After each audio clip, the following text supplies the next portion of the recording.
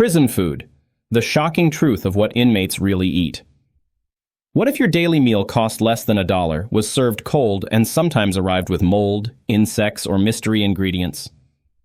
Across the United States, from county jails to federal supermaxes, this isn't fiction. It's the reality of prison food. U.S. Department of Justice, 2019. According to a 2017 report by the Prison Policy Initiative, state prison systems spend on average $2.61 per inmate per day on food, far less than most public school cafeterias. Prison Policy Initiative, 2017. The cost savings come at a steep human price. Nutrition standards are inconsistently enforced. Private food contractors cut corners, and inmates frequently file lawsuits over unsafe or inadequate meals.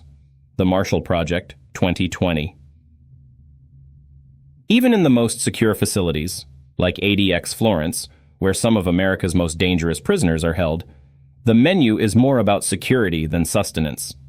Meals are designed to minimize utensils, reduce contact, and sometimes be eaten through a food slot to limit staff exposure.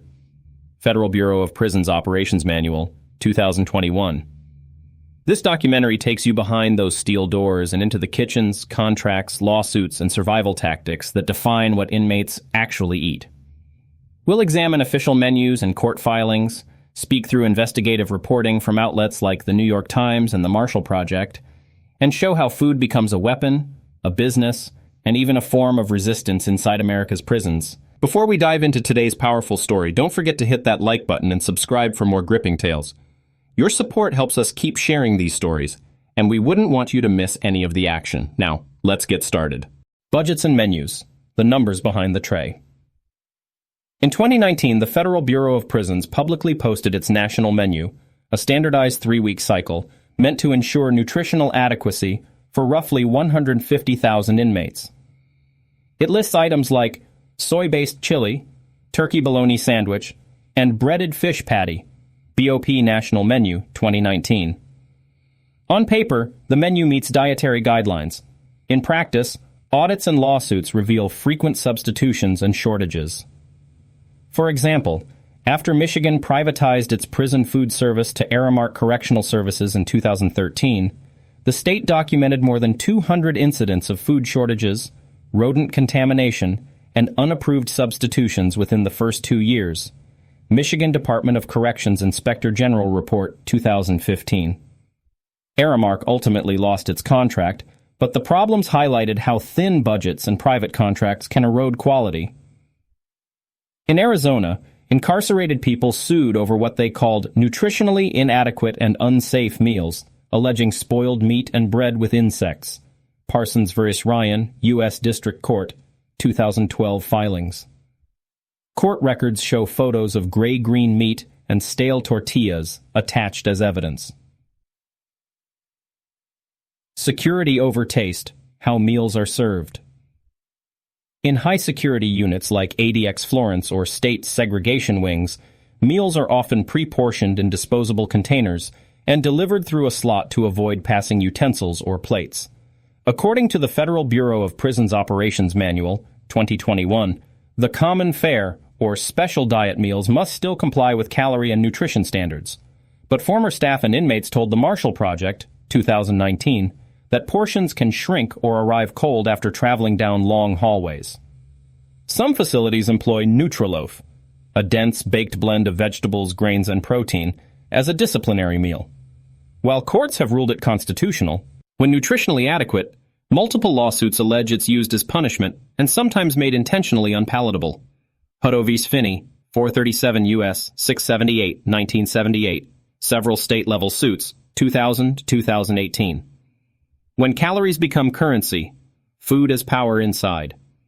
Inside prison walls, food is more than sustenance. It's social capital. According to a 2016 report by the Marshall Project, when official meals are small, cold, or unappetizing, inmates turn to the commissary for instant noodles, mackerel packets, and snack cakes. These items become the currency of the informal economy, replacing cigarettes after tobacco bans in most state systems. The Marshall Project, 2016. A 2015 study published in Punishment Society documented how instant ramen in California prisons became a stand-in for money. Inmates paid for laundry, tattoos, or protection with noodles because they were cheap, durable, and universally desired. Gustafson, 2015. Formerly incarcerated people interviewed by NPR in 2018 described ramen as gold bars behind bars, showing how bad official meals fuel a black market food economy. This economy thrives because of gaps between what's promised on paper and what's served on trays. In Illinois, a 2019 audit found that state prisons spent as little as $1.81 per inmate per day on food, far below national averages, while commissary prices increased. Illinois Office of the Auditor General, 2019. As a result, those with outside financial support can eat better, while indigent inmates rely on thin official meals, creating class-like divisions inside. The loaf. Discipline on a tray. Few prison foods have sparked as much controversy as the Nutraloaf, sometimes called disciplinary loaf. This dense, baked mixture of beans, vegetables, bread, and powdered milk is served in lieu of regular meals to inmates in disciplinary segregation. Courts have repeatedly weighed in. In Hutto v. Finney, 1978, the U.S. Supreme Court held that serving a nutritionally adequate but unappetizing meal isn't automatically cruel and unusual punishment. However, later cases, like Prude v. Clark, U.S. District Court, Wisconsin, 2013, documented situations where prisoners lost weight or became ill on the loaf, prompting judges to scrutinize its use. According to a 2014 New York Times investigation, several states, including Vermont and Pennsylvania, phased out Nutraloaf after lawsuits and public pressure. Others, like Arizona, still authorize it under strict rules. In interviews, former inmates described it as like a doorstop or wet cardboard, the New York Times, 2014. Religious and medical diets, rights on the tray. Under the First Amendment and the Religious Land Use and Institutionalized Persons Act, RLUIPA, prisons must offer reasonable religious diets. The Federal Bureau of Prisons operates a common fare menu, certified to meet kosher and halal standards. BOP Operations Manual, 2021. However, lawsuits show that compliance can be uneven. For example, in Thompson v. Holm, U.S. District Court, Wisconsin, 2014, a Muslim inmate alleged he was denied meals during Ramadan fasts. The court allowed his claim to proceed. Similarly, Jewish inmates have sued over spoiled or missing kosher meals, citing both religious rights and health concerns. ACLU Prison Project reports, 2016-2019. Medical diets also strain budgets. Diabetic or heart-healthy meals are mandated by policy, but audits from states like Texas and Florida show gaps between prescribed menus and what's delivered. Texas State Auditor's Office, 2018. Inmates have documented high sugar or high salt substitutions even for medically restricted diets. Commissary food and health consequences. Because official meals are bland and limited, commissary snacks dominate inmate diets. A 2017 study in the American Journal of Public Health found that incarcerated people's calorie intake from commissary purchases often exceeds their official meals. But these calories are mostly from salt, sugar, and saturated fats. AJPH, 2017. Health outcomes follow. The U.S. Bureau of Justice Statistics, 2016, reported high rates of hypertension and obesity among state prisoners, correlating with diets heavy in processed commissary foods. Former inmates interviewed by the Marshall Project in 2020 described developing diabetes or dental problems while incarcerated, which worsened with cheap, calorie-dense commissary products. Private contractors and the business of feeding prisons. In the past 3 decades, many states have shifted prison food service from state-run kitchens to private corporations. 2 of the biggest players are Aramark Correctional Services and Trinity Services Group. Both have faced repeated controversies. According to the Detroit Free Press, 2015, Michigan's 2013 to 2015 contract with Aramark produced more than 200 documented incidents of food shortages, maggot infestations, and smuggling of contraband by contract employees. The Michigan Department of Corrections eventually terminated the contract and paid a $13 million settlement to exit early, Michigan DOC, Inspector General Report, 2015. Florida also outsourced to Trinity. In 2018, the Miami Herald published an investigation showing that Trinity's meals often fell below calorie targets and contained unapproved substitutions. Inmates and staff filed grievances citing gray meat, watered-down sauces, and inadequate portions. Miami Herald, 2018. Florida ultimately renegotiated its contract, but critics say the changes were cosmetic. The logic behind privatization is cost-cutting. State officials told the Associated Press, 2017, that outsourcing saves millions annually. Yet, as watchdog groups like the Prison Policy Initiative note, per-day meal costs have fallen to as low as $1 per inmate in some facilities. PPI, 2017. Critics argue these savings come at the expense of food safety and nutrition. The human toll, health, lawsuits, and malnutrition. Poor food quality has real consequences. In 2016, the Arizona Republic reported that inmates at the privately run Maricopa County jails filed dozens of complaints about food poisoning, spoiled milk, and lack of fresh produce. Arizona Republic, 2016. In Mississippi, prisoners at the privately operated Wilkinson County Correctional Facility alleged in a 2014 lawsuit that they were served rotten chicken and contaminated water. ACLU Filings, 2014. Medical professionals echo these concerns. A 2017 article in Public Health Nutrition found that state prison menus often fell short of USDA recommendations for fiber, fresh fruits, and vegetables. Over time, inmates develop vitamin deficiencies, weight gain from cheap starches, and exacerbated chronic illnesses like hypertension and diabetes. In Illinois, after a 2017 salmonella outbreak traced to undercooked eggs at Stateville Correctional Center, more than 100 inmates required medical treatment. Illinois Department of Public Health, 2017. Lawsuits followed, alleging negligence. Food as protest and leverage. When food is unsafe or inadequate, inmates sometimes weaponize their only leverage, refusing to eat. Hunger strikes have occurred in California, Texas, and federal facilities, often drawing media attention. The 2011-2013 California Pelican Bay hunger strikes began over solitary confinement conditions but also highlighted inadequate nutrition in segregation units. California Department of Correct. Science and Rehabilitation Press Releases, 2013. In 2018, inmates in at least 17 states launched coordinated protests over pay and conditions. One of the top grievances listed was toxic food. Prison Strike Organizing Committee, 2018. Courts have occasionally intervened. In In re Grand Jury Subpoena John Doe, U.S. District Court 2015, judges authorized force-feeding of striking inmates to prevent death. But advocacy groups like the Prison Law Office argue that repeated hunger strikes show systemic food quality failures. Exceptions to the rule. Rare cases of reform. Not all stories are bleak. A handful of states and counties have piloted programs to improve prison meals.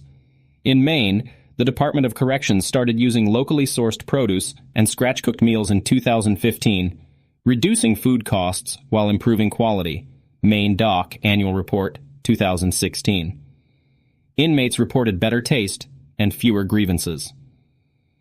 Colorado's Sterling Correctional Facility runs an inmate-managed greenhouse supplying vegetables to the kitchen. According to Colorado Public Radio, 2019, the program cut fresh produce costs by 40% and gave inmates job training. Evaluations showed improved morale and fewer disciplinary incidents. Internationally, some Scandinavian prisons provide higher quality meals aligned with public health standards. Norway's Halden Prison offers inmates communal kitchens where they cook their own meals from raw ingredients, supervised by staff. Norwegian Correctional Service, 2018. While the U.S. model differs, these examples show alternatives exist. The future of prison food policy. Policy experts say reform requires balancing cost, safety, and nutrition. The National Commission on Correctional Healthcare, NCCHC, recommends adopting clear nutritional standards, regular third-party audits, and incentives for local sourcing. NCCHC Guidelines 2020. Advocates also see it. L for banning punitive meals like Nutraloaf and ensuring religious and medical diets are fully honored. Some states are experimenting with food service accreditation, similar to hospital kitchens. As of 2022, only a handful of U.S. facilities hold accreditation. NCCHC 2022. Legislative proposals in New York and California would require public disclosure of menus and calorie counts, a step toward transparency. From the maggot-infested kitchens of privatized contracts to the greenhouse programs of rare reformers, the food on an inmate's tray reflects deeper choices about punishment, profit, and public health. Each meal tells a story, and those stories, backed by court filings, audits, and investigative reporting, reveal a hidden system few Americans ever see. How we got here. A short history of prison food. In the early 1800s, U.S. penitentiaries like Eastern State and Auburn operated under a silent system. Food was simple but prepared in-house. Coarse bread, porridge, salted meat, and occasional vegetables. Pennsylvania Prison Society Archives, 1835. Men ate in their cells or in hushed dining halls. Nutrition was minimal but predictable. By the mid-20th century, as the prison population swelled, kitchens industrialized. States standardized menus, and powdered milk, margarine, and canned goods replaced fresh food. According to the U.S. Bureau of Prisons Annual Report, 1955, the average daily food cost per inmate was $0.38, equivalent to about $4 today. In the 1970s and 1980s, with the rise of mass incarceration, kitchen budgets couldn't keep up. The Vera Institute of Justice, 2003, notes that between 1980 and 2000, the state prison population more than tripled while per-inmate food spending stagnated. This paved the way for private vendors promising savings and efficiency. From kitchens to contracts, the outsourcing era. By the early 1990s, companies like Aramark and Canteen Correctional Services pitched turnkey food solutions to cash-strapped states. Contracts often locked in low per-meal costs and left oversight to thinly staffed correctional agencies. The Government Accountability Office, GAO 1996, warned that monitoring was inconsistent, but privatization proceeded. One legacy of this shift is cycle menus, repeating 14 or 21-day schedules emphasizing low-cost protein substitutes like soy or textured vegetable protein. Inmates from multiple states told the Marshall Project, 2019, that these menus rarely match the posted calorie counts. Regional differences, federal, state, and county jails. The Federal Bureau of Prisons maintains a single national menu, updated periodically and posted online, BOP National Menu 2019. Calorie targets hover around 2,800 per day for men and 2,000 for women. In practice, substitutions are allowed but must be nutritionally equivalent. Operations Manual, 2021. States vary widely. A 2017 Prison Policy Initiative survey found some states spending over $3.50 per inmate per day, while others spent less than $2. County jails, where stays are shorter, often operate on even tighter budgets. Local news outlets from Alabama to Oklahoma have documented sheriffs pocketing unspent food funds under outdated laws. Associated Press, 2018. In one notorious case, an Alabama sheriff legally took home $750,000 over 3 years from leftover jail food money while serving inmates paper-thin portions of grits and beans. AL.com, 2018. First-hand accounts, what inmates say. Formerly incarcerated people interviewed by NPR, 2018, The Marshall Project, 2016, and The New York Times, 2014, describe cold, undercooked food arriving at segregation units hours after being plated. Protein stretched with soy filler, producing digestive issues. Bread or milk past expiration dates. Religious meals arriving spoiled or missing components. While these accounts are anecdotal, they appear across multiple states and years. Courts have accepted some as evidence in civil rights suits over inadequate nutrition. Parsons v. Ryan, 2012 filings. Thompson v. Holm, 2014. Health outcomes in context. According to the Bureau of Justice Statistics, 2016, Incarcerated adults report higher rates of chronic conditions than the general population. A 2017 American Journal of Public Health study linked this to diets heavy in starches, processed meats, and commissary snacks. Researchers found that even where official menus meet calorie targets, micronutrient deficiencies, vitamins A, C, D, are common. Medical directors from state corrections departments told the NCCHC 2020 that without adequate budgets, it's hard to provide heart-healthy or diabetic-appropriate meals. This leads to more costly treatment down the line, an irony not lost on taxpayers. If this inside look at what inmates really eat opened your eyes, don't let the story stop here. Hit subscribe for more fact-based crime and prison documentaries, tap the bell icon to get notified of our next investigation, and share this video with someone who cares about justice and reform. Together, we can shine a light on what happens behind the walls.